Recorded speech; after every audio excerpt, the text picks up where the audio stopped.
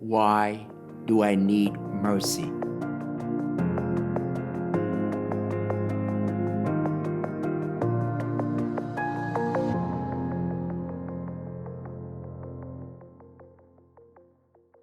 My name is Father Tat, Redemptorist Missionary, pastor at St. Jared Magella Church in Baton Rouge. Why do we need mercy? Have you ever thought about it? Every time when you open the TV and watching news, you see a lot of bad news, violence, shooting. But I'd like to share with you the insight from Pope Francis in this book. The name of God is mercy. And there is a question in here, exactly like I just posted earlier. We need mercy because humanity is wounded, deeply wounded. Either it does not know how to cure its wounds, or it believes that it's not possible to cure them.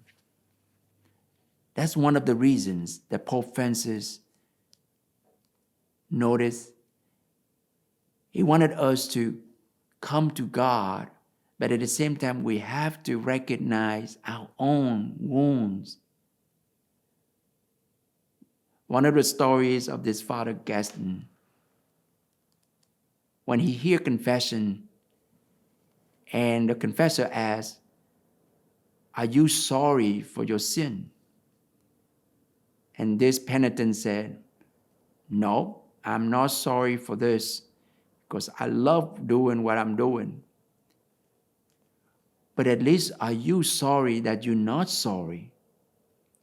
And that penitent said, "Yes, I feel sorry that I'm not sorry for myself." A lot of times we just so numb to our sinfulness, to our hurt and our pains, and we don't know where to go and is it possible to change. Another reason that maybe we are wounded because we live in a society today that has a lot of social exclusion. We have this group, that group, and we have rich versus poor. We have white versus black. We have minority versus majority. We have Democrat versus Republican. We have all kinds of groups and subgroups among us, to the point poor is still poor and brokenhearted is always brokenhearted. Another reason that we are wounded is relativism.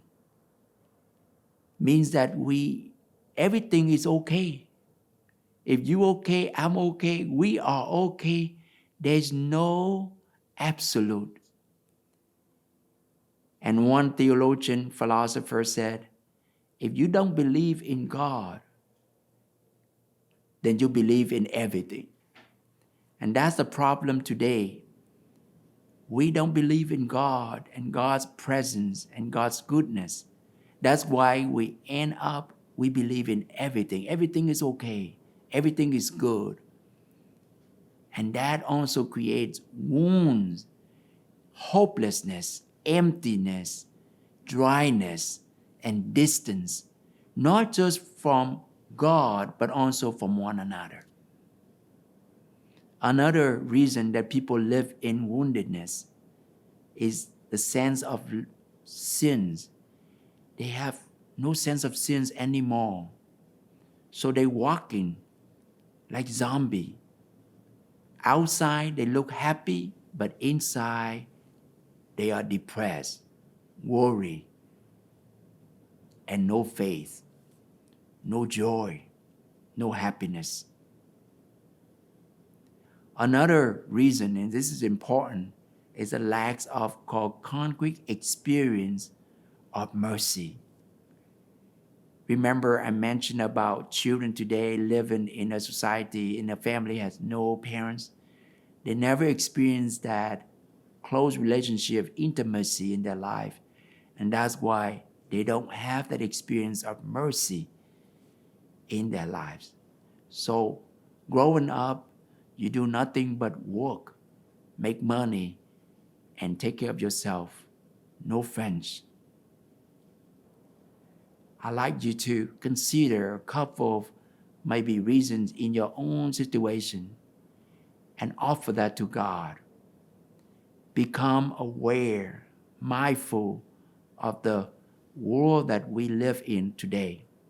As a Redemptorist, the last 6 years, we set ourselves to go into the wounded world as Jesus sent us into, so that we can heal that world as much as we can. It sounds like we live in a very desperate, wounded world. Indeed, yes.